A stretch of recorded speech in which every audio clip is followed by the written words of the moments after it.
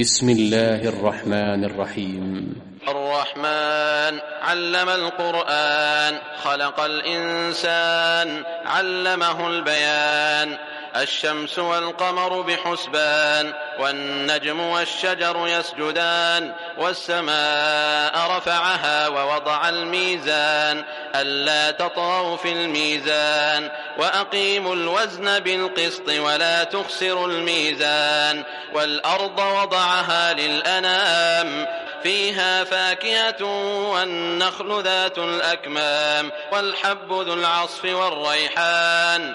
فبأي آلاء ربكما تكذبان؟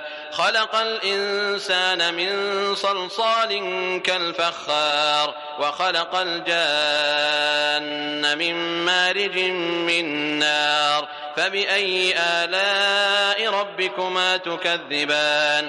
رب المشرقين ورب المغربين. فبأي آلاء ربكما تكذبان؟ مرج البحرين يلتقيان، بينهما برزخ لا يبغيان. فبأي آلاء ربكما تكذبان؟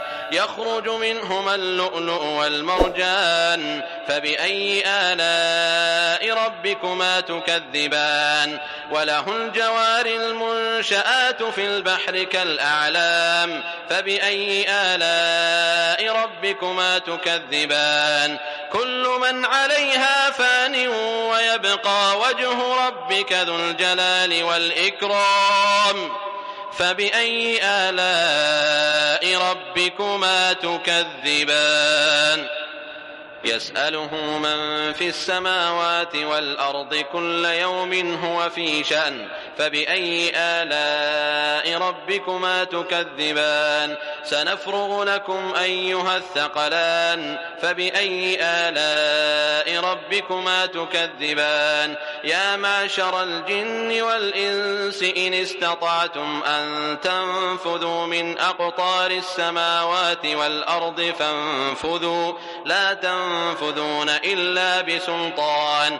فبأي آلاء ربكما تكذبان؟ يرسل عليكما شواظ من نار ونحاس فلا تنتصران. فبأي آلاء ربكما تكذبان؟ فإذا انشقت السماء فكانت وردة كالدهان. فبأي آلاء ربكما تكذبان؟ فيومئذ لا يسأل عن ذنبه إنس ولا جان. فبأي آلاء ربكما تكذبان؟ يعرف المجرمون بسيماهم فيؤخذ بالنواصي والأقدام. فبأي آلاء ربكما تكذبان؟ هذه جهنم التي يكذب بها المجرمون، يطوفون بينها وبين حميم آن. فبأي آلاء ربكما تكذبان؟ ولمن خاف مقام ربه جنتان. فبأي آلاء ربكما تكذبان؟ ذواتا أفنان. فبأي آلاء ربكما تكذبان؟ فيهما عينان تجريان. فبأي آلاء ربكما تكذبان؟ فيهما من كل فاكهة زوجان. فبأي آلاء ربكما تكذبان؟ متكئين على فرش بطائنها من استبرق وجنى الجنتين دان. فبأي آلاء ربكما تكذبان؟ فيهن قاصرات الطرف لم يطمثهن إنس قبلهم ولا جان. فبأي آلاء ربكما تكذبان؟ كأنهن الياقوت والمرجان. فبأي آلاء ربكما تكذبان؟ هل جزاء الإحسان إلا الإحسان؟ فبأي آلاء ربكما تكذبان؟ ومن دونهما جنتان فبأي آلاء ربكما تكذبان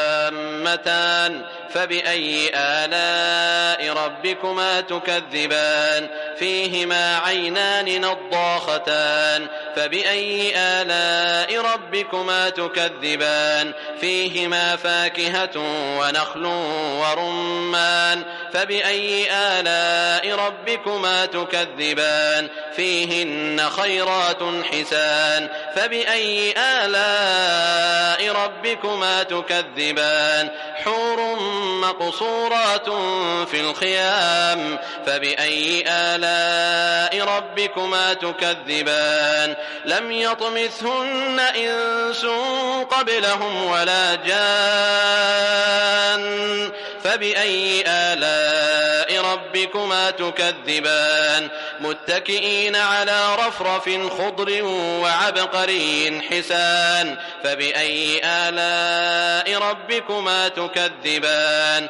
تبارك اسم ربك ذي الجلال والإكرام